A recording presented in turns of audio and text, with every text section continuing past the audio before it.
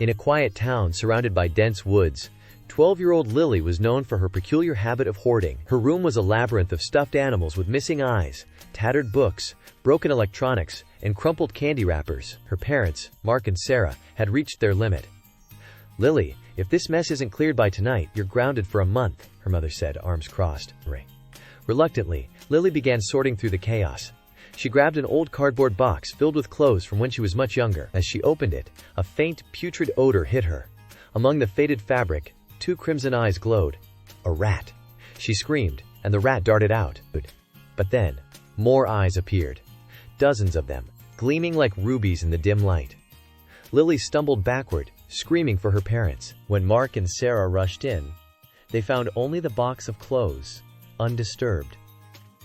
Lily frantically explained, but they exchanged skeptical glances. "No more stories, Lily," her father warned. "Get to work." Angry and frightened, Lily turned her attention to the magazines piled under her bed.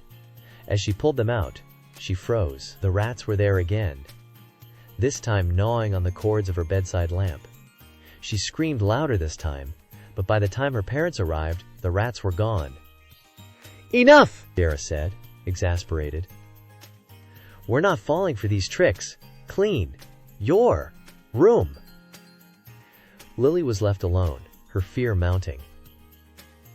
By nightfall, she had barely touched the mess. Exhausted, she climbed into bed, clutching a flashlight. The faint sound of scratching and clicking echoed through the room. She aimed the beam across the floor but saw nothing. Morning brought no relief. When her alarm rang, she swung her legs off the bed and froze. Spelled out on the floor with candy wrappers and shards of broken toys were the words, "Get out." This time, her parents were furious. "If this room isn't spotless by tonight, there will be no dinner for you." Quote. They stormed out, leaving Lily in tears. As she sat on her bed, the rats emerged, their beady eyes fixed on her. "What do you want from me?" Lily whispered, her voice shaking. The rats moved as one, scurrying around to spell out, "You're home." "What do you mean, you're home?" she asked. The rats began shifting debris, crafting sentences with terrifying precision. "Our home. Taken. Burnt." Piece by piece, they told a chilling story. They had once lived in the woods, until their burrows were destroyed by developers. Displaced and desperate, they wandered into a research facility, where scientists subjected them to cruel experiments. The experiments made them smarter, stronger, and vengeful. They burned the lab down and sought refuge. Lily's cluttered room was the perfect hiding place. "You can't stay here," Lily pleaded. The rat's final message was simple.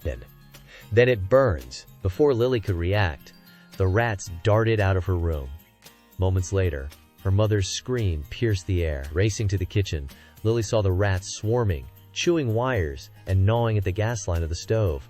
"Mom! Dad! Get out now!" Lily shouted. Her parents hesitated, but the desperation in her voice spurred them into action. Just as they reached the front yard, a deafening explosion tore through the house, flames consuming it in seconds. The fire department later attributed the blaze to a gas leak, but Lily and her family knew the truth. Weeks later, as they settled into a new home far from the town's edge, Lily kept her room spotless. She never hoarded again, but every now and then, she thought she heard faint scratching sounds in the walls. And she wondered if the rats had found a new home.